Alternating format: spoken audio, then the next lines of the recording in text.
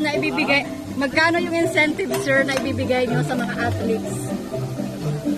Kompleto sila sa incentive, pero may konting announcement para dun sa hindi nag-medal mga ngayong gabi. Oh, tanda na. Oh, may konti pa.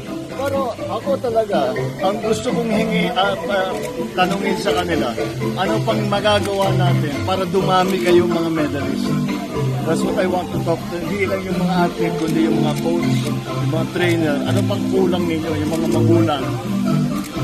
Saan kayo nahirapan? Nung nag-training kayo kay Yulo? What was the hardest part of it where we can help?